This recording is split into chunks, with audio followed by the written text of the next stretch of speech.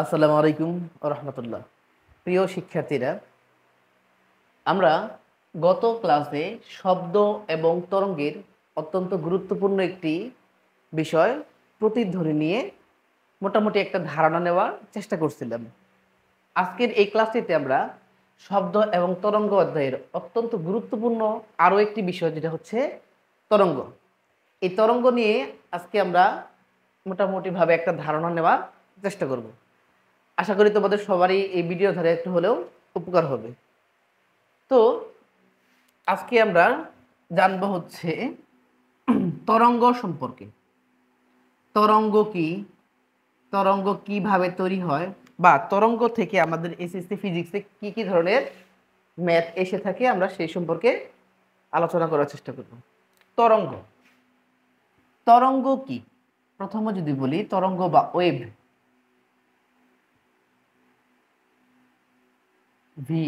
Wave. তরঙ্গ কি? তরঙ্গ শব্দ সম্পর্কে যখন আমরা বেসিক ক্লাসটা করছিলাম, তখন আমরা বলছিলাম শব্দ সাধারণত তরঙ্গের মাধ্যমে ছড়িয়ে থাকে, এক স্থান থেকে অপর স্থানে সঞ্চারিত হয় তরঙ্গের মাধ্যমে। তাহলে তরঙ্গ বিষয়টা আসলে প্রকৃতপক্ষে কি? তরঙ্গ হচ্ছে এক প্রকার পর্যায়বৃত্ত আন্দোলন। তরঙ্গ এক প্রকার পর্যায়বৃত্ত আন্দোলন, যা কোনো মাধ্যমের এক স্থান থেকে অপর স্থানে শক্তির সঞ্চারণ করলেও মাধ্যমের কণাগুলোর অবস্থানের কোনো পরিবর্তন হয় না। আচ্ছা, এই সংজ্ঞাটাকে আমরা একটু বোঝার চেষ্টা করি। তরঙ্গ, আমরা স্বাভাবিক অর্থে এই তরঙ্গটাকে ঢেউ আকারে কল্পনা করতে পারি।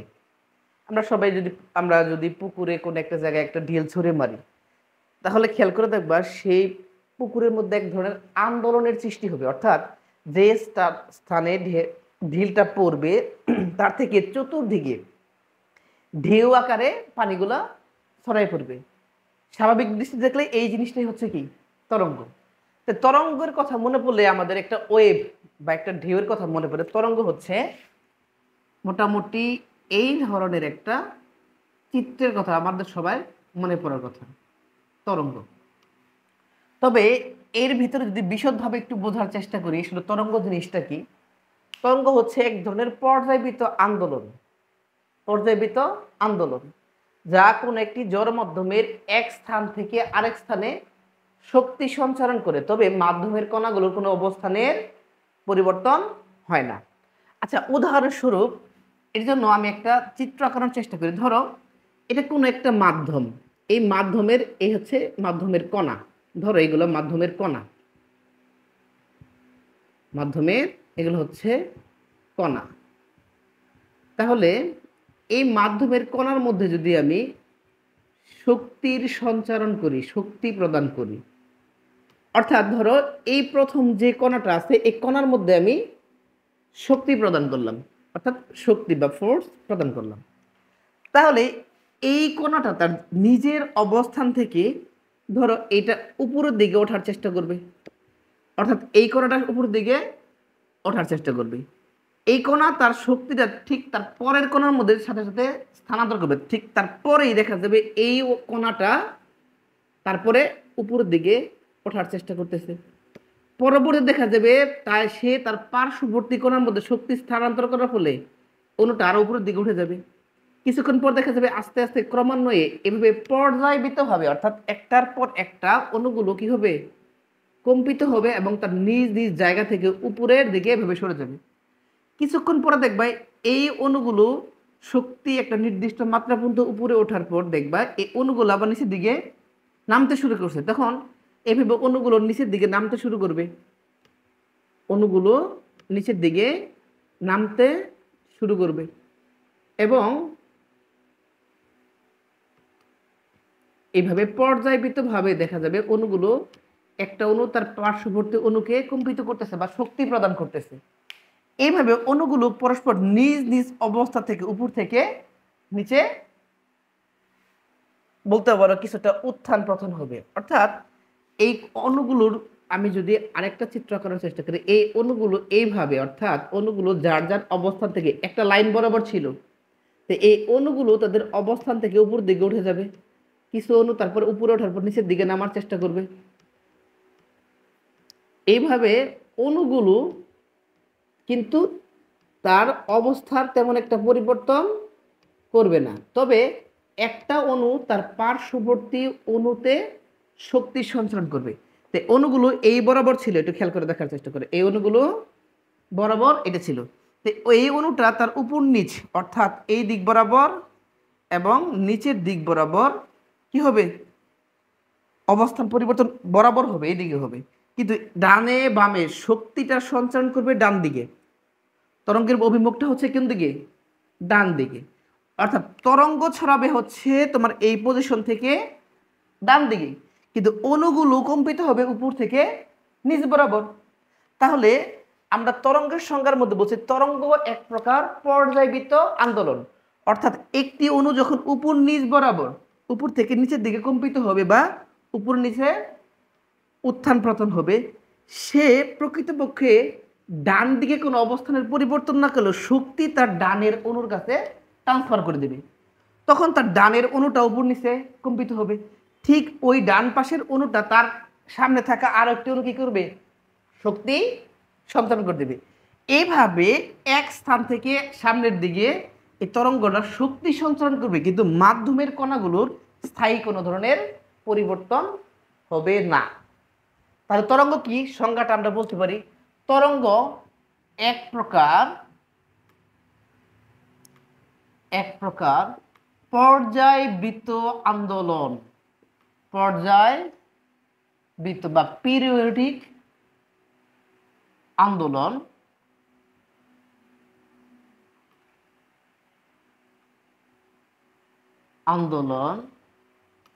যা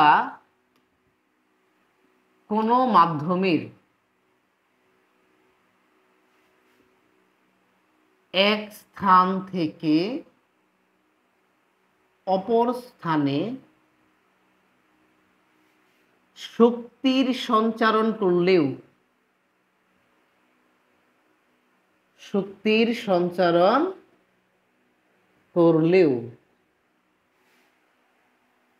আচ্ছা এটা মুছে দেই, মাধ্যমের কণাগুলোর অবস্থানের স্থায়ী কোনো পরিবর্তন হয় না। অর্থাৎ এই অণুগুলোর নিজ নিজ জায়গায় থেকে তার পার্শ্ববর্তী অণুতে কিসের সঞ্চালন করবে, শক্তির সঞ্চালন করবে, কিন্তু অণুগুলোর অবস্থানের কোনো পরিবর্তন হবে না। আচ্ছা আমরা যদি বিভিন্ন স্কুলের পেরেডগুলোকে খেয়াল করি, পেরেডের মধ্যে দেখবা যে অনেকগুলো স্টুডেন্ট লম্বা সারিবদ্ধ হয়ে একটা ঢেউয়ের মতো সৃষ্টি করার চেষ্টা করে, ওখানে খেয়াল করবা ওই স্টুডেন্ট যারা একত্রে তারা একটা ঢেউর মতো সৃষ্টি করছে, এক স্থান থেকে অপর স্থানে শক্তির সঞ্চালন করলেও প্রত্যেকটা স্টুডেন্টকে যদি আমরা এক একটা অণু বা কণার মতো চিন্তা করি, এই কণা বা অণুগুলোর কি স্থায়ী কোনো ধরনের পরিবর্তন হয়েছে অবস্থানের, কণাগুলো কি এক স্থান থেকে অপর স্থানে গেছে না, কিন্তু নিজ নিজ জায়গায় থেকে দেখা যাবে তাদের শক্তি তার পাশের জনের কাছে ট্রান্সফার করে দিয়েছে। অথবা ধরো কোন একটা রশিকে ধরে কোনো একটা বিল্ডিং এর উপর থেকে বা উপরে কোথাও থেকে ধরে রশিটাকে এইভাবে নাড়ানোর চেষ্টা করি, তখন দেখবা এক ধরনের তরঙ্গের মতো জিনিস সৃষ্টি হয়েছে। তা এই যে রশিটাকে নাড়ানোর ফলে রশির মধ্যে যে এক ধরনের তরঙ্গ বা ঢেউয়ের সৃষ্টি হলো, এখানে রশির অণুগুলো কি এক স্থান থেকে অপর স্থানের মধ্যে স্থানান্তরিত হয়েছে, হয় নাই তো, কিন্তু রশির অণুগুলো এক অণু তার পার্শ্ববর্তী অণুকে কি করছে, অবশ্যই শক্তি ট্রান্সফার করছে, বিদায় তুমি বল প্রয়োগ করা রশির এক কোণাতে কিন্তু সেই শক্তি রশির ঠিক শেষ প্রান্ত পর্যন্ত পৌঁছায়। এই শক্তিটা যে প্রক্রিয়ায় স্থানান্তরিত হয়েছে তাকে আমরা বলি কি, তরঙ্গ। তরঙ্গ হচ্ছে এক প্রকার পর্যায়বৃত্ত আন্দোলন, পিরিয়ডিক, একটার পর একটা সিরিয়াল মেনটেন করে ধারাবাহিকভাবে, অর্থাৎ তরঙ্গ এক প্রকার পর্যায়বৃত্ত আন্দোলন যা কোনো মাধ্যমে এক স্থান থেকে আরেক স্থানে শক্তির সঞ্চারণ করলেও মাধ্যমের কণাগুলোর স্থায়ী অবস্থানে বা স্থায়ীভাবে কোনো পরিবর্তন হয় না। আশা করি তরঙ্গের সংজ্ঞাটা তোমরা বুঝতে পারছো। তরঙ্গ এক স্থান থেকে অপর স্থানে কিসের সঞ্চারণ করে? শক্তির সঞ্চারণ করে। মাধ্যমের কণাগুলোর অবস্থানের কোনো পরিবর্তন হয় না। অর্থাৎ এইখানে থেকে যদি তরঙ্গটা শুরু ধরি, শক্তি এই প্রান্ত থেকে অপর প্রান্ত পর্যন্ত যাবে, কিন্তু এই যে মাধ্যম, এই মাধ্যমটার যে অণু দ্বারা তৈরি বা এই মাধ্যমের যে কণাগুলো দিয়ে তৈরি, এই কণাগুলোর অবস্থানের কোনো পরিবর্তন হবে না। এরা জাস্ট উপরে এবং নিচের দিকে কি করবে? উপর নিচ বরাবর কাঁপতে থাকবে। আশা করি তরঙ্গের সংজ্ঞা সবাই বুঝতে পারছো। তরঙ্গ, আচ্ছা আসো এবার তরঙ্গের সংজ্ঞাটা যদি তোমরা সবাই বুঝে থাকো, এবার আমরা তরঙ্গের প্রকারভেদ নিয়ে কথা বলবো। তরঙ্গ কয় ধরনের হতে পারে? তরঙ্গকে দুইটা দৃষ্টিকোণ থেকে ভাগ করা যেতে পারে। ধরো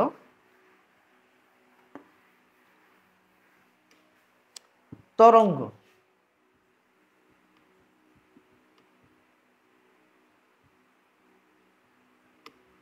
তরঙ্গের আকারের উপর অথবা তরঙ্গের এক স্থান থেকে অপর স্থানে শক্তি প্রবাহের পদ্ধতির উপর যদি আমরা বিবেচনা করি, তরঙ্গকে দুই ভাগে ভাগ করা যায়। কয় ভাগে?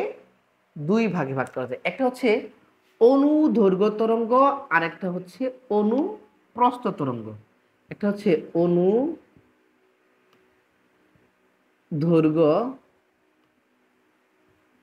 তরঙ্গ, আরেকটি হচ্ছে অনুপ্রস্থ তরঙ্গ। অবশ্যই দুটার মধ্যে বেসিক কিছু পার্থক্য তো অবশ্যই আছে। অনুদৈর্ঘ্য তরঙ্গ কি, অনুপ্রস্থ তরঙ্গ কি? অনুদৈর্ঘ্য তরঙ্গের সংজ্ঞা যদি আমি বলি, অনুদৈর্ঘ্য তরঙ্গ হচ্ছে যে তরঙ্গের শক্তি সঞ্চারণ মাধ্যমের কণাগুলো তরঙ্গের দিকের সাথে সমান্তরালে শক্তি এক স্থান থেকে অপর স্থানে সঞ্চারিত করে, তখন সেই তরঙ্গকে আমরা কি বলবো? অনুদৈর্ঘ্য তরঙ্গ। যেমন ধরো একটা উদাহরণ দিই। ধরো এখানে অনুদৈর্ঘ্য তরঙ্গ কিভাবে শক্তি এক স্থান থেকে অপর স্থানে সঞ্চারিত করে। ধরো এটা একটা মাধ্যম, এই মাধ্যমের কণাগুলো এদিক থেকে সামনের দিক শক্তির সঞ্চারণ করবে, অর্থাৎ ফোর্সের সঞ্চারণ করবে। তবে এই মাধ্যমের কণাগুলো উপর নিচে কোনো প্রকার অবস্থার পরিবর্তন করবে না। এরা হবে কি সামনে এবং পিছনের দিক সংকুচিত এবং প্রসারিত হয়ে। অর্থাৎ এই তরঙ্গ প্রবাহের দিকটা হচ্ছে ধরো এই বাম দিক থেকে ডান দিকে, এই দিক বাম থেকে ডান দিক, এই বাম থেকে ডান দিকে যে সব শক্তির সঞ্চারণ করবে, এই অণুগুলো একবার সংকুচিত হবে, আবার কি হবে? প্রসারিত হবে। আচ্ছা ধরো এইটার চিত্রটা তোমাদের একটু আমি আর একটু আলাদাভাবে বোঝানোর চেষ্টা করি। ধরো এই অণুগুলো খুব সংকুচিত, ঠিক তারপরে দেখবা এই অণুগুলো একটু দ্রুত বাড়ে প্রসারিত হয়ে গেছে। আবার দেখবা কিছুক্ষণ পর আবার কি হয়ে গেছে? সংকুচিত হয়ে গেছে।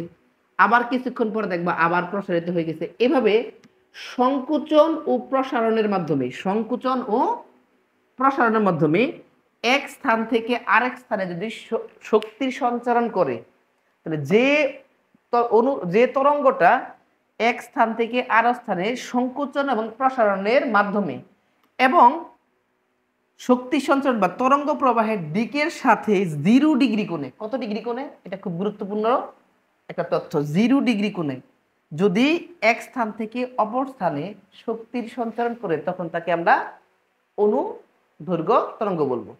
তা অনুদৈর্ঘ্য তরঙ্গ কি? অনুদৈর্ঘ্য তরঙ্গ হচ্ছে যে তরঙ্গ, যে তরঙ্গে মাধ্যমের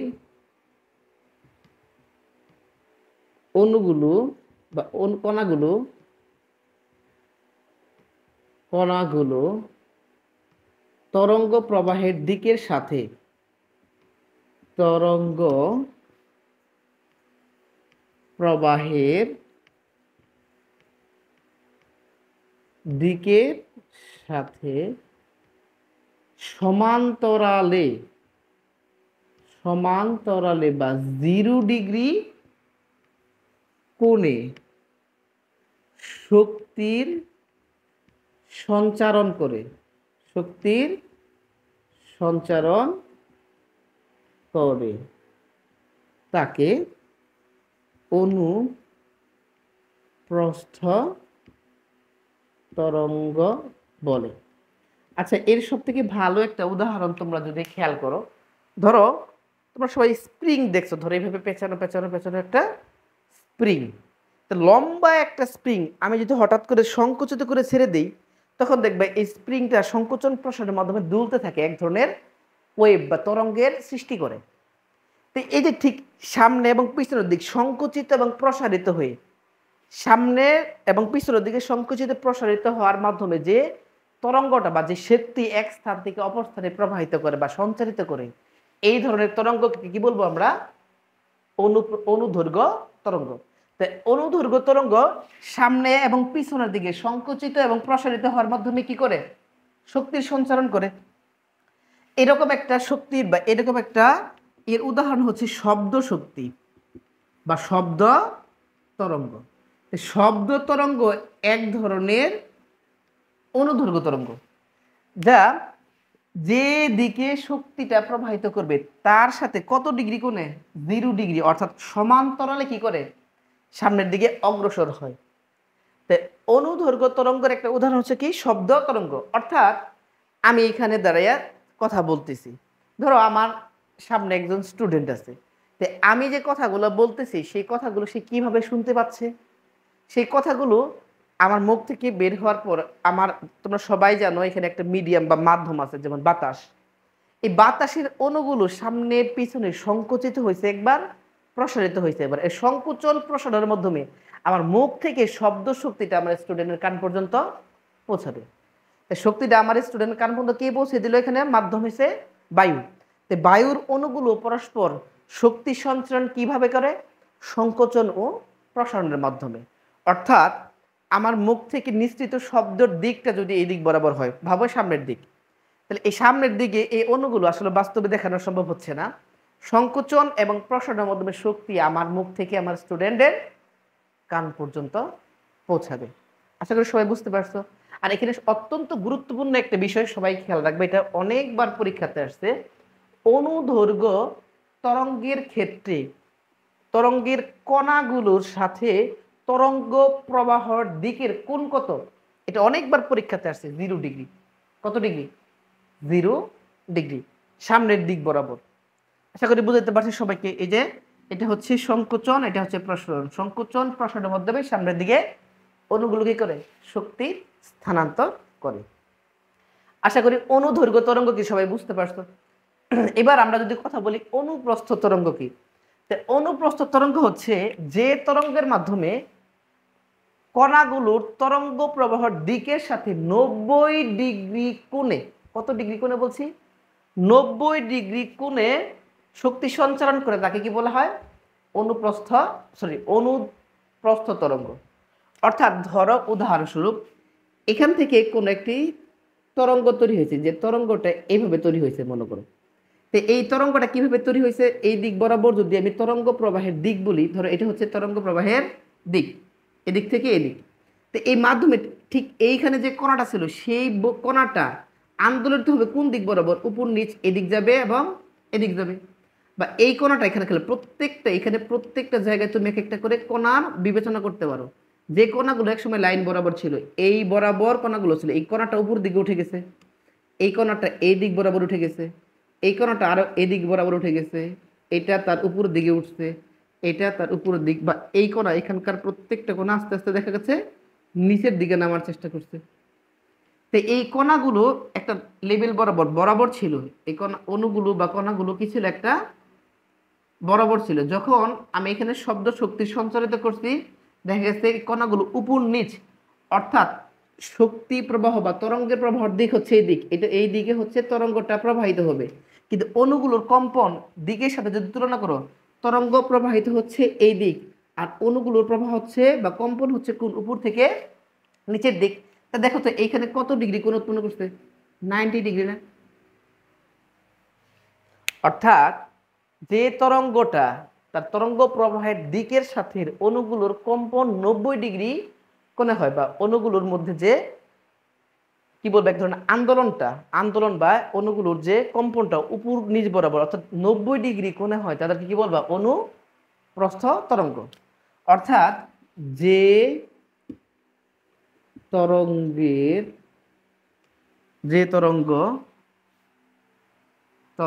মাধ্যমের কণাগুলো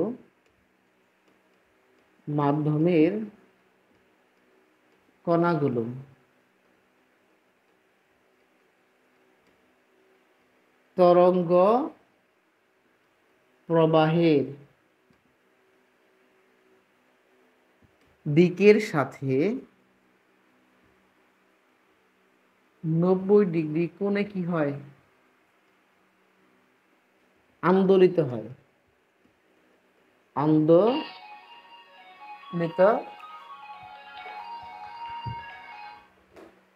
আন্দোলিত হয়,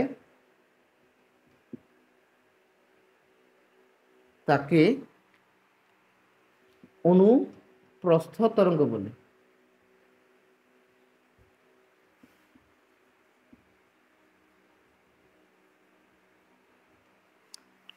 উদাহরণস্বরূপ তোমরা বলতে পারো নদীর ঢেউ বা পানির তরঙ্গ, এক কথায় পানির ঢেউ কোন ধরনের তরঙ্গ? অনুপ্রস্থ তরঙ্গ। তরঙ্গ কয় রকম হতে পারে? তাহলে আমরা তরঙ্গ এর ডিরেকশন বা দিকের উপর ভিত্তি করে তরঙ্গটাকে দুই ভাগে ভাগ করতে পারি। একটা হচ্ছে অনুদৈর্ঘ্য তরঙ্গ আর একটা হচ্ছে অনুপ্রস্থ তরঙ্গ। তাহলে আরেকটা বার আমরা একটু রিভাইজ করার যদি চেষ্টা করি, তাহলে অনুদৈর্ঘ্য তরঙ্গ কাকে বলে?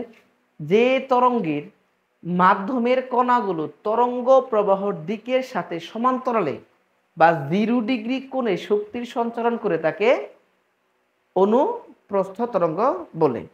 আবার অনুদৈর্ঘ্য তরঙ্গ কি? যে তরঙ্গ মাধ্যমের কণাগুলো তরঙ্গ প্রবাহের দিকের সাথে 90 ডিগ্রি কোণে আন্দোলিত হয় বা শক্তি সঞ্চারিত করে তাকে অনুপ্রস্থ তরঙ্গ বলে। আশা করি অনুদৈর্ঘ্য এবং অনুপ্রস্থ তরঙ্গের মধ্যে মূল যে পার্থক্যটা তোমরা বুঝতে পারছো। তবে এটা অত্যন্ত গুরুত্বপূর্ণ একটা প্রশ্ন, তোমরা সবাই একটু দেখে নেবে তোমাদের বই বা গাইড বই যদি থাকে, সেখান থেকে অনুদৈর্ঘ্য এবং অনুপ্রস্থ তরঙ্গের পার্থক্যটা খুব ভালোভাবে শিখে নেবা। এটা কিন্তু অনুধাবনমূলকে অনেকবার পরীক্ষাতে আসছে।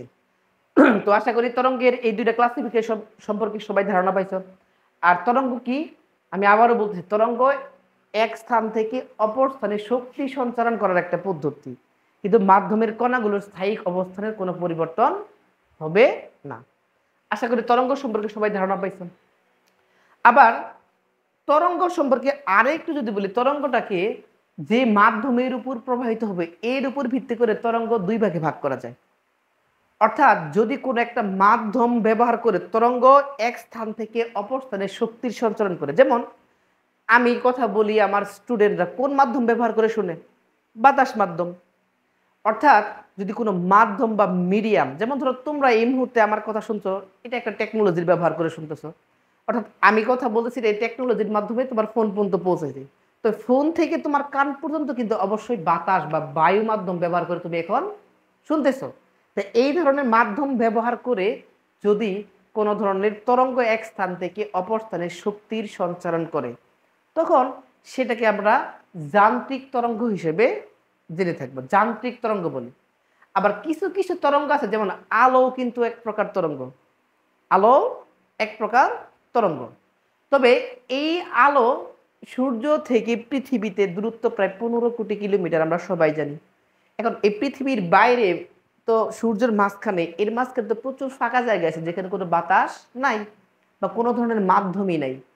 কোনো মাধ্যম না থাকে, তাহলে এই শূন্য মাধ্যমে আলোটা সূর্য থেকে পৃথিবীতে কিভাবে আসলো? তো দেখা যায় কিছু কিছু তরঙ্গ কোনো ধরনের মাধ্যমের সাহায্য ছাড়াই এক স্থান থেকে অপর স্থানে প্রবাহিত হতে পারে। অর্থাৎ তরঙ্গটা এক স্থান থেকে আরেক স্থানে প্রবাহিত হবে, কোনো মাধ্যমের হেল্প প্রয়োজন হবে না। এই ধরনের তরঙ্গকে আমরা বলি তাড়িৎ চুম্বক তরঙ্গ বা ইলেকট্রোম্যাগনেটিক ওয়েভ। যেমন উদাহরণস্বরূপ আমি বলতে পারি,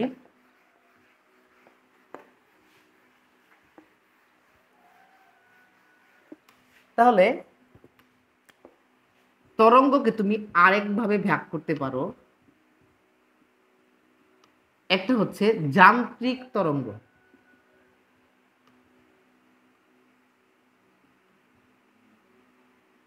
তরঙ্গ কি? যান্ত্রিক তরঙ্গ। এর জন্য মাধ্যমের প্রয়োজন, অবশ্যই কোনো না কোনো মাধ্যমের সাহায্য প্রয়োজন। মাধ্যমের সাহায্য ব্যতীত এই তরঙ্গ এক স্থান থেকে অপর স্থানে শক্তির সঞ্চারণ করতে পারবে না। মাধ্যমের সাহায্য প্রয়োজন হবেই। উদাহরণস্বরূপ বলতে পারো শব্দ। শব্দ একবার যান্ত্রিক তরঙ্গ। আবার যদি কোনো মাধ্যম ব্যতীতই এক স্থান থেকে অপর স্থানে শক্তির সঞ্চারণ করা সম্ভব হয়, তখন তাকে বলি আমরা তাড়িৎ চুম্বকীয় তরঙ্গ। তাড়িৎ চুম্বকীয় তরঙ্গ। তাড়িৎ চুম্বকীয় তরঙ্গ উদাহরণস্বরূপ কি বলতে পারো তোমরা? আলো। আলো এক প্রকার তরঙ্গ। এটা আমরা ফিজিক্সেরই অষ্টম নবম অধ্যায়ে পড়ব। অর্থাৎ তরঙ্গ যার মাধ্যম দিয়ে প্রবাহিত হবে এর উপর ভিত্তি করে, অর্থাৎ মাধ্যমের প্রয়োজন আছে কি নাই এর উপর ভিত্তি করে তরঙ্গকে আমরা আরো দুই ভাগে ভাগ করছি। যেটা হচ্ছে যান্ত্রিক তরঙ্গ, একটা তাড়িৎ চুম্বকীয় তরঙ্গ, বা এটা ইংরেজিতে বলা হয় ইলেকট্রোম্যাগনেটিক ওয়েভ। যার প্রবাহের জন্য এক স্থান থেকে আরেক স্থানে প্রবাহের জন্য কোনো প্রকার মাধ্যমের প্রয়োজন হয় না, শূন্য মাধ্যম দিয়ে এটা চলতে পারে। যেমন উদাহরণস্বরূপ কি? আলো। তবে আমি যে কথা বলতেছি আমার কথাটা তোমার কান পর্যন্ত পৌঁছানোর জন্য অবশ্যই একটা মাধ্যমের প্রয়োজন, যে মাধ্যমটা হচ্ছে বায়ু।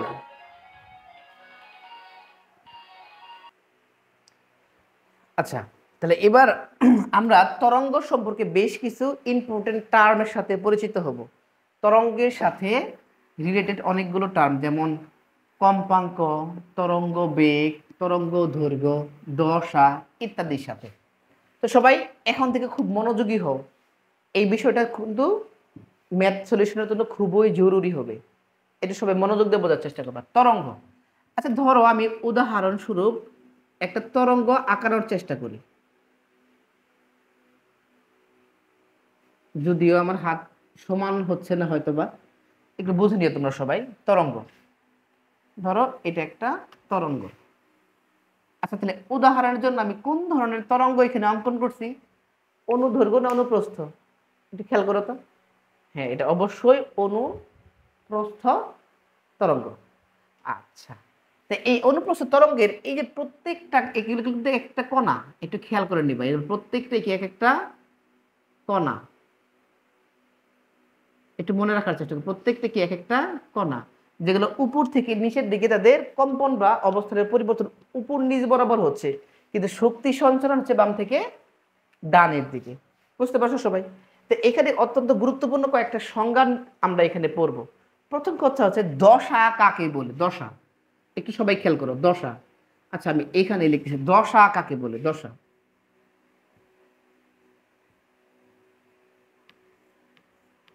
আচ্ছা কোন একটা তরঙ্গ অসংখ্য ক্ষুদ্র ক্ষুদ্র অণু নিয়ে তো তৈরি হবে। অণুগুলো অবস্থান পরিবর্তন বা উপর নিচে আপ ডাউন, অর্থাৎ অবস্থান পরিবর্তন না, উপর নিচে কম্পিত হওয়ার মাধ্যমে, আন্দোলিত হওয়ার মাধ্যমে তো এক স্থান থেকে আরেক স্থান পর্যন্ত শক্তির সঞ্চালন করতেছে। এই কণাগুলোর যে কোনো অবস্থানকে তার কি বলা হয়? দশা বলা হয়। অর্থাৎ এই অণুটা এখন ধরো এইখানটায় আছে, এই অণুটা কিছুক্ষণ পর উপর নিচ যখন কম্পিত হবে এই অণুটা এখানে আসবে, তারপর এখানে আসবে, তারপর একটু উপরে যাবে, আবার কিছুক্ষণ পর নিচের দিকে নামা শুরু করবে, এই পজিশনে আসবে, দেখো এখানে এইখানে এইখানে, তারপর আস্তে আস্তে কি নামা শুরু করবে না নিচের দিকে, এদিকে নিচের দিক বরাবর। এই যে অণুটা, আবার এই অণুটা বর্তমানে এখানে আছে, কিন্তু প্রথম পজিশন যদি বলি এটা ছিল এই জায়গাতে, তারপর আস্তে আস্তে উপরের দিকে ভেবে উঠছে, আবার এক সময় সর্বোচ্চ উচ্চতায় ওঠার পরে দেখবা আস্তে আস্তে এটা আবার নিচের দিকে নামা শুরু করবে। তাহলে এই যে উপর নিচ বরাবর অবস্থান পরিবর্তন করে, তো এই অণুটার যে কোনো মুহূর্তের অবস্থাকে আর কি বলা হয়? দশা বলা হয়। তাই তরঙ্গ স্থিত কোনো একটি কণার যে কোনো মুহূর্তের বা যে কোনো সময়ের অবস্থানকে তার কি বলে? দশা বলে। দশা বা অবস্থা বা সিচুয়েশন সবাই তোমরা বুঝো। দশা কি? আমরা অনেক সময় বলে থাকি দশা মানে খুব একটা ভালো নাই, মানে অবস্থা খুব একটা ভালো নাই। তো দশা বলতে বুঝি তরঙ্গ স্থিত কোন কণার, তরঙ্গ স্থিত, তরঙ্গ স্থিত কোন কণার যে কোনো মুহূর্তের অবস্থাকে দশা বলে। তাহলে তরঙ্গ স্থিত কোনো কণার যে কোনো মুহূর্তের অবস্থাকে তার কি বলে? দশা বলে। এই দশাটা কেন ইম্পর্টেন্ট সবাই একটু ভালো করে বোঝাচ্ছে, দশাটা কেন ইম্পর্টেন্ট। আচ্ছা ধরো এইখানটাতে যদি একটু বোঝার চেষ্টা করো, এবার আমরা একটা গুরুত্বপূর্ণ জিনিস নিয়ে কথা বলবো, যেটা হচ্ছে তরঙ্গ দৈর্ঘ্য। তরঙ্গ দৈর্ঘ্য, তরঙ্গ দৈর্ঘ্য কি? সমদশা সম্পন্ন দুটি কণার মধ্যবর্তী দূরত্বকে তরঙ্গ দৈর্ঘ্য বলে। বিষয়টাকে একটু বোঝার চেষ্টা করো। ধরো এইখানে থাকা যে অণুটা, এই অণুটার এই এই মুহূর্তে দশাটা কি? সে উপরের দিকে ওঠার চেষ্টা করতেছে। এখন এই তরঙ্গটার মধ্যে একটু খেয়াল করার চেষ্টা করো, এই একই রকম দশায় আরো কোনো কণা আছে কিনা? অবশ্যই দেখা, এই কোণাটার দশাও দেখো ঠিক ওই কোণাটার মতোই ওঠার চেষ্টা করতেছে। এই কোণার দশা আর এই কোণার দশা কি? সেম, অর্থাৎ সমদশা বা একই অবস্থায় আছে। তাহলে এই সমদশা সম্পন্ন দুইটা কোণার মাঝখানে যে দূরত্বটা, অর্থাৎ এই পজিশন থেকে এই পজিশন পর্যন্ত, এইটাকেই বলা হয় একটি তরঙ্গ দৈর্ঘ্য বা একটা পূর্ণ তরঙ্গ তোমরা বলতে পারো। একটি পূর্ণ তরঙ্গ, সমদশা সম্পন্ন কণার মধ্যবর্তী দূরত্বকে পূর্ণ তরঙ্গ, আর এই দূরত্বকে মাঝখানে যে দূরত্ব, এই দূরত্বটাকে তোমরা তরঙ্গ দৈর্ঘ্য বলতে পারো। এখন বলতে পারো আমি এইখান থেকে নিব না, ধরো এইখানে যে কণাটা, এই কণার দশাটা কি? সে পিক বা সর্বোচ্চ চড়ায় ওঠার চেষ্টা করতেছে। দেখো এই কণাটা, দেখো তো এইরকম সেম দশা সম্পন্ন কোণা এখানে আছে কিনা? ঠিক এই পজিশন তুমি আরেকটা কণা পাবো যেটা একই অবস্থায় আছে। তো এই দুই কণার মধ্যবর্তী দূরত্বটাকে তুমি কি তরঙ্গ দৈর্ঘ্য বলতে পারো। ইচ্ছা করলে তুমি এখান থেকে ভাবতে পারো এই পজিশন থেকে এই পজিশন পর্যন্ত। তো তরঙ্গ দৈর্ঘ্যটা কি? তো তরঙ্গ দৈর্ঘ্য হচ্ছে সমদশা সম্পন্ন দুটি কণার মধ্যবর্তী মাঝখানে যে দূরত্বটা, সেই দূরত্বটাকে আমরা কি বলি? তরঙ্গ দৈর্ঘ্য বলে থাকি। তরঙ্গ দৈর্ঘ্য কি বলে?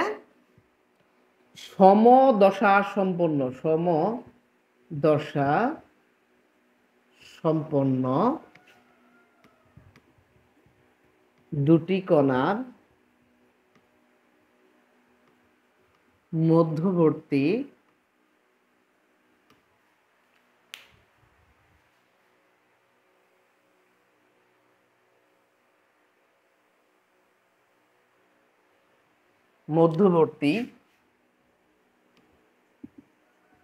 দূরত্বকে তরঙ্গ দৈর্ঘ্য বলে।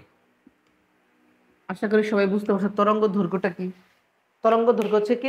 সমদশা সম্পন্ন দুটি কণার মধ্যবর্তী দূরত্ব। অ্যাকচুয়ালি এই তরঙ্গ দৈর্ঘ্যটাকে সাধারণত ল্যামডা দ্বারা প্রকাশ করা হয়। কি দ্বারা প্রকাশ করা হয়? এই তরঙ্গ দৈর্ঘ্য প্রকাশ করা হয় ল্যামডা দ্বারা। এই চিহ্নের নামটা কি? ল্যামডা। ল্যামডা, যার একক অবশ্যই মিটার, যেহেতু দৈর্ঘ্য এককটা হবে কি? মিটার। তরঙ্গ দৈর্ঘ্যের একক কি? মিটার। তরঙ্গ দৈর্ঘ্য কাকে বলে আশা করি সবাই বুঝতে পারছো। সমদশা সম্পন্ন দুটি কণার মধ্যবর্তী দূরত্বকে কি বলে? তরঙ্গ দৈর্ঘ্য বলে, যাকে প্রকাশ করা হয় কি দ্বারা? ল্যামডা দ্বারা।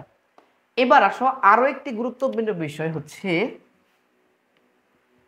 যেটা হচ্ছে পর্যায়কাল। পর্যায়কাল, কাল মানে হচ্ছে একটা নির্দিষ্ট সময়কে মিন করতেছে, তাই তো? পর্যায়কাল কাকে বলে?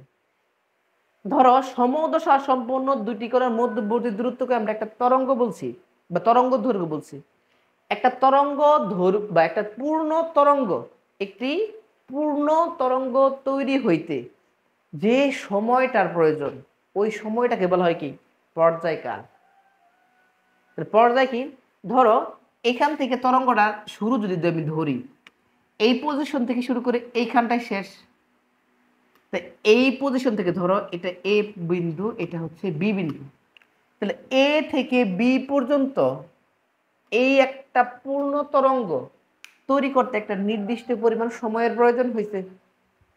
অর্থাৎ এই একটা পূর্ণ তরঙ্গ তৈরি করতে যে সময়টার প্রয়োজন হচ্ছে সেই সময়টাকে আমরা কি বলবি? পর্যায়কাল। তাই পর্যায়কালের সংজ্ঞা তুমি কি বলতে পারো? একটি পূর্ণ, এখানে পূর্ণ তরঙ্গ অথবা পূর্ণ স্পন্দন কথাটাও আমরা অ্যাড করতে পারি। আমরা সামনে স্পন্দন নিয়ে একটু কথা বলবো, স্পন্দন গতি বা স্পন্দন জিনিসটা কি এটা নিয়ে একটু আলোচনা করবো। একটি পূর্ণ তরঙ্গ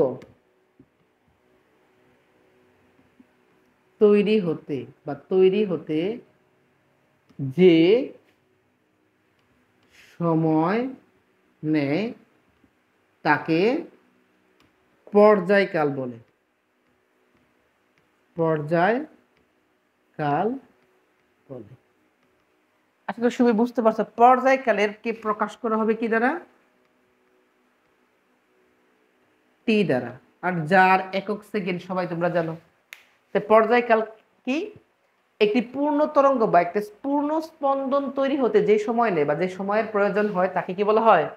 পর্যায়কাল। এবং যাকে আমরা প্রকাশ করি কি দ্বারা? টি দ্বারা। এখানে আরো একটি গুরুত্বপূর্ণ বিষয় আছে যেটা হচ্ছে কম্পাঙ্ক।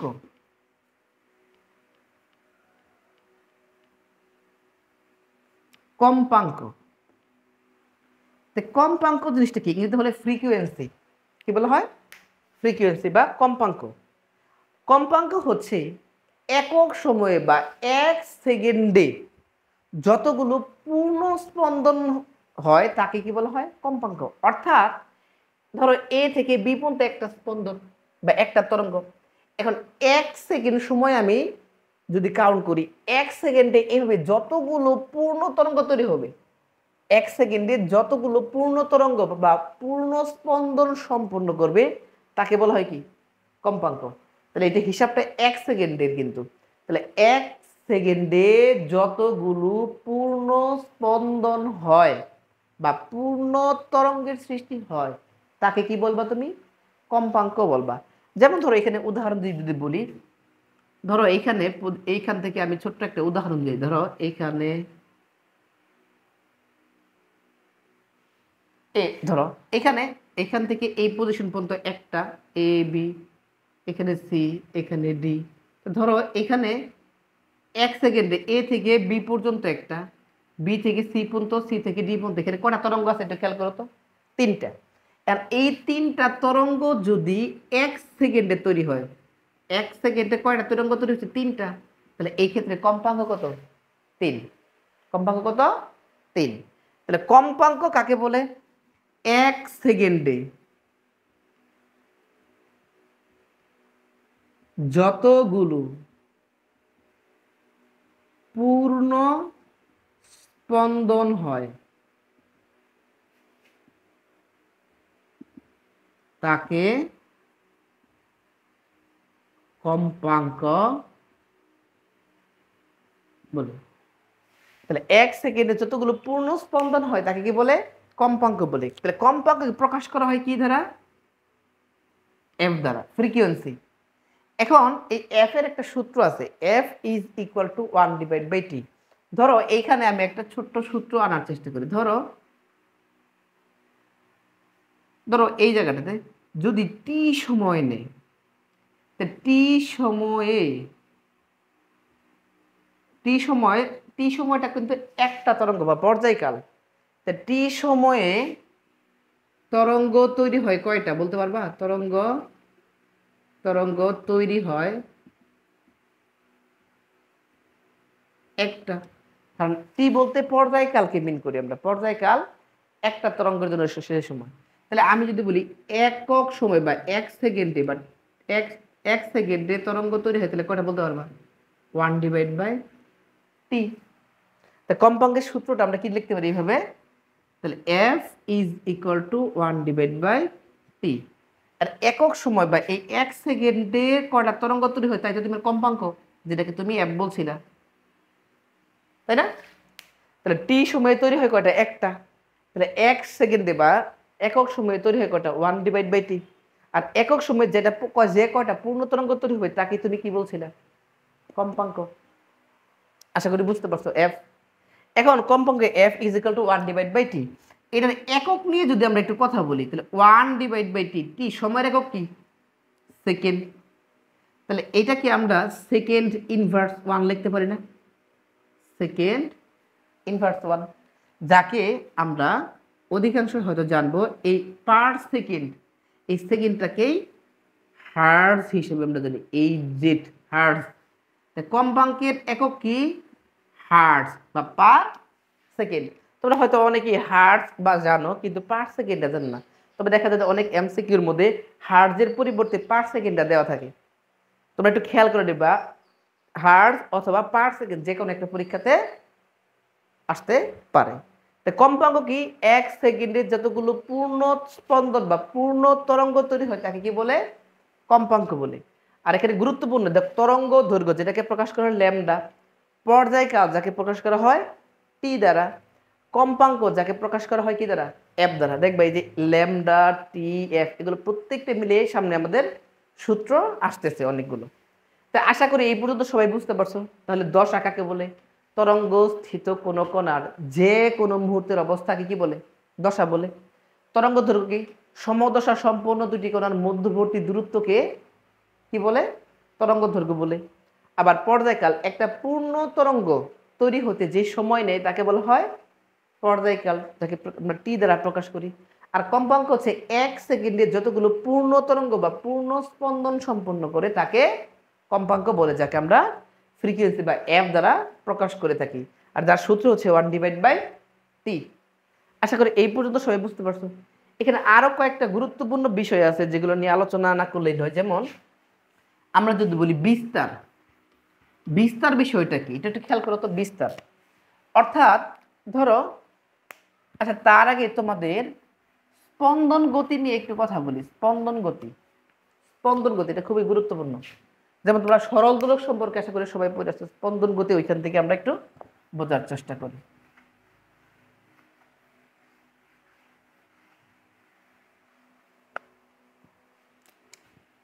স্পন্দন গতি, স্পন্দন গতি। আচ্ছা ধরো তোমরা সবাই সরল দোলক সম্পর্কে আশা করি সবাই জানো। এরকম সুতার সাহায্যে এখানে একটা বস্তুকে ঝুলিয়ে দেওয়া হয় যাকে বলা হয় বব। এই যে বস্তুটা ঝুলে দেওয়া হয় তাকে বলা হয় বব। ধরো এই জিনিসটাকে যদি আমি এই পজিশনে নিয়ে আসার চেষ্টা করি, এখান থেকে ধরো এইটা এখানে প্রথম দিকে ছিল না, ধরো এখান থেকে এ পয়েন্ট থেকে বস্তুটাকে আমি ছেড়ে দিলাম। যদি ছেড়ে দেয় তাহলে এই পজিশন থেকে বস্তুটা এদিক থেকে এদিক থেকে এদিক থেকে এখানে আসবে, এখান থেকে আস্তে আস্তে আস্তে আস্তে আস্তে এই জায়গায় আসবে না? খেয়াল করে দেখো তো, এখানে এই বি পজিশনে আসবে। আবার বস্তুটা কি করবে? এদিক থেকে আবার এই পজিশনে। এইভাবে যদি এটা শূন্য মাধ্যমে অর্থাৎ এর মধ্যে কোনো প্রকার বল যদি প্রয়োগ করা না হয় তাহলে এটা চিরজীবনের জন্য এভাবে কি দুলতে থাকবে। বুঝতে পারছো কিনা? তাহলে আমার স্টার্টিং পয়েন্ট হচ্ছে এটা, আর এটা হচ্ছে আমার সাম্য অবস্থা। ঠিক মাঝখানের যে বিন্দুটা সেটা হচ্ছে সাম্যাবস্থা। এখন প্রশ্ন হচ্ছে এই পজিশনে থাকার পর একটু খেয়াল করো, এইখানে থাকার পর এই পজিশনে থাকার পর এখান থেকে যখন আমি স্টার্টটা শুরু করলাম বা এখান থেকে ছেড়ে দিলাম তাহলে এই কণাটা আস্তে আস্তে আস্তে আস্তে আস্তে বি পর্যন্ত আসবে। বি থেকে আবার যখন ব্যাক করে এই বিন্দুতে পৌঁছাবে তখন আমরা একটা পূর্ণ তরঙ্গ বলতে পারি না, বা একটা পূর্ণ দোলন, একটা পূর্ণ দোলন বা একটা পূর্ণ পূর্ণ দোলন, বা এটাকে পূর্ণ স্পন্দনও বলতে পারি আমরা, বা স্পন্দন। তাহলে এইখান থেকে এ থেকে এসে বিতে আসবে, বি থেকে ব্যাক করে আবার কি এই পজিশন পর্যন্ত, এই সম্পূর্ণ পথটাকে আমরা একটা পূর্ণ দোলন বা একটা পূর্ণ স্পন্দনও বলতে পারি। এখন এই জিনিসটাকে তুমি তরঙ্গের সাথে চিন্তা করো, এটাকে একটা তরঙ্গ দৈর্ঘ্য বলতে পারো। অর্থাৎ এখান থেকে এই বি পর্যন্ত, বি থেকে আবার এ পর্যন্ত একটা পূর্ণ দোলনের বা একটা পূর্ণ স্পন্দনের মধ্যবর্তী দূরত্বকে কি বলা হয়? তরঙ্গ দৈর্ঘ্য। অথবা যদি এখানে পর্যায়কালের কথা চিন্তা করো, এই পজিশন থেকে বিতে আসবে, বি থেকে আবার কি এতে চলে আসবে। তো এই যে এই টোটাল একটা পূর্ণ দোলন সম্পন্ন করতে যে সময়টা দেবে তাকেই তো আমরা পর্যায়কাল বলছিলাম না? পর্যায়কাল কি? একটি পূর্ণ দোলন সম্পন্ন করতে বা একটি পূর্ণ স্পন্দন সম্পন্ন করতে যে সময় নেয় তাকে পর্যায়কাল বলে। তো মজার বিষয় হচ্ছে দেখো, এখানে এই যে তরঙ্গটা বা যে স্পন্দন গতির উদাহরণটা আমরা দেখলাম, দেখো এখানে পর্যায়কাল যদি টি হয়, ধরো এখানকার পর্যায়কাল টি, আচ্ছা টি ইকুয়াল টু তুমি ধরে নাও 2 সেকেন্ড। দেখো আমরা 2 সেকেন্ড ধরে একটা উদাহরণ দিই। ধরো এই পজিশন থেকে এই পজিশনে আসবে, তারপরে আবার এখানে আসবে, তাহলে মোটামুটি কয় সেকেন্ড ধরলাম? 2 সেকেন্ড। একটা জিনিস খেয়াল করো তো, এইখান থেকে এই বিন্দু থেকে বস্তুটা যখন এ থেকে বিতে আসবে, বিতে আসতে কত সেকেন্ড সময় নেবে? বিতে আসতে সময় নেবে হচ্ছে কি 1 সেকেন্ড। আবার বি থেকে পুনরায় আবার পিছন দিকে ঘুরে এতে ফিরে আসতে এক্ষেত্রে সময় নেবে কত? 1 সেকেন্ড। তাহলে মোট পর্যায়কাল কয় সেকেন্ড? 2 সেকেন্ড। অর্থাৎ যদি কোনো তরঙ্গ স্থিত কণার এর পর্যায়কালের অর্ধেক সময় যে দিক যায়, বাকি সময় তার পূর্ব গতির বিপরীত দিকে গমন করে, ওই ধরনের গতিকে বা ওই ধরনের তরঙ্গকে আমরা স্পন্দন গতি বলে থাকি। তাহলে স্পন্দন গতি কাকে বলে? যদি কোনো গতিশীল বস্তু কণা এর পর্যায়কালের অর্ধেক সময় একদিক, তার বাকি অর্ধেক সময় তার পূর্ব গতির বিপরীত দিকে চলে, তখন তাকে আমরা কি বলি? স্পন্দন গতি বলে থাকি।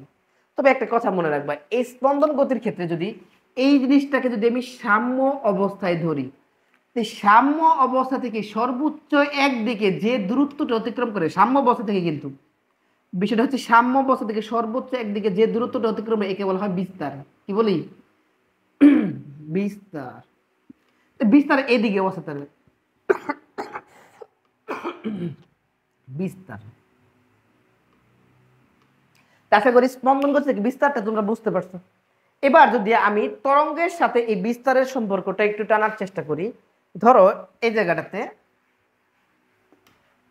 ধরো এটা একটা তরঙ্গ, এটা অবশ্য অনুদৈর্ঘ্য না অনুপ্রস্থ তরঙ্গ? অনুপ্রস্থ তরঙ্গ।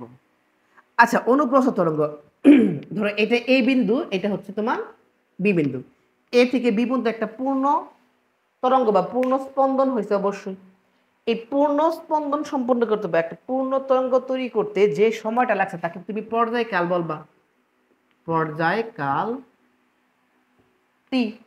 দেখো তো পর্যায়কাল, এটা যদি আমি বেজ লাইন ধরি বা ভিত্তি ধরি, পর্যায়কালের অর্ধেক সময় অর্থাৎ এইখান থেকে এই পর্যন্ত অর্ধেক সময় একদিকে সে গমন করছে না, ঠিক বাকি অর্ধেক সময় তার আগের গতির বিপরীত দিকে গমন করছে না। তাহলে প্রথমে দেখো এখান থেকে এই দিকে যদি চিন্তা করি একদিকে, বাকি অর্ধেক সময় তার কি উল্টা দিকে আসবে না? তাহলে এটাও এক ধরনের কি গতি? স্পন্দন গতি। তাহলে এই স্পন্দন গতির মধ্যে দেখো সে সাম্য অবস্থা হচ্ছে এটা লাইন, সাম্য অবস্থা লাইন কোনটা? এটা হচ্ছে সাম্যাবস্থার। আর এই সাম্যাবস্থা থেকে যে কোনো একদিকে যে সর্বোচ্চ দূরত্ব অতিক্রম করে, অর্থাৎ এইখান থেকে এই পর্যন্ত এই দূরত্বটাকে তুমি কি বলবা? বিস্তার বলবা না? বিস্তার। তাহলে সাম্য অবস্থা থেকে পর্যায়কালের অর্ধেক সময়ে যে কোনো একদিকে যে সর্বোচ্চ দূরত্বটা কি করে সে অতিক্রম করে তাকে বিস্তার বলে। তাহলে বিস্তার কাকে বলে? সাম্যাবস্থা হতে যে কোনো দিকে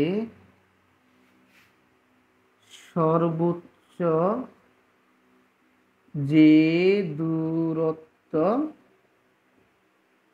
অতিক্রম করে তাকে বিস্তার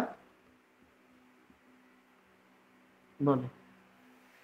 অর্থাৎ সাম্য অবস্থা থেকে কোনো একদিকে সর্বোচ্চ যে দূরত্ব অতিক্রম করে তাকে বিস্তার বলে। আশা করি বিস্তার সম্পর্কে সবাই বুঝতে পারছো।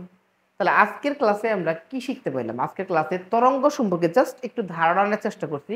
তোমরা যখন বড় হবে ইন্টারমিডিয়েটে যাবা তখন দেখবে এই তরঙ্গ নিয়ে আরো অনেক কিছু তোমাদের করতে হবে, অনেক চিত্র অঙ্কন করতে হবে, গ্রাফ থেকে অনেক কাজ করতে হবে। এই তরঙ্গটাকে গ্রাফে প্রকাশ করা যায়। তো আমরা শব্দ এবং তরঙ্গ অধ্যায়ের তরঙ্গ সম্পর্কে আজকে একটু ধারণা নেওয়ার চেষ্টা করলাম। তরঙ্গ কি, তরঙ্গ কিভাবে এক স্থান থেকে অপর স্থানে শক্তির সঞ্চারণ করে, তরঙ্গ কত প্রকারের হতে পারে, এবং তরঙ্গের আরো বেশ কিছু টার্ম নিয়ে কথা বলছি, যেটা হচ্ছে তরঙ্গ দৈর্ঘ্য, আমরা কথা বলছি পর্যায়কাল নিয়ে, আমরা কথা বলছি কম্পাঙ্ক নিয়ে, আমরা কথা বলছি বিস্তার বা দশা নিয়ে। আশা করি মোটামুটি সবাই বুঝতে পারছো। তবে ওগুলোর প্রত্যেকটা সংজ্ঞা তোমরা একটু ভালো করে পড়ে নিবা। যেমন দশা কাকে বলে, বিস্তার কাকে বলে, কম্পাঙ্ক কাকে বলে, পর্যায়কাল কাকে বলে, তরঙ্গ দৈর্ঘ্য কাকে বলে। ঠিক আছে, এইসব বিষয় একটু ভালো করে বোঝার চেষ্টা করবা এবং এই সংজ্ঞাগুলো সবাই একটু বাসায় মুখস্থ করে নিবা। আর একটা জিনিস আছে তরঙ্গ বেগ, এটা এমনিতে পারবা তোমরা। তরঙ্গ বেগ, বেগ বেগ মানে কি? একক সময়ের সরণকে কি বলে? বেগ। তরঙ্গ একক সময়ে,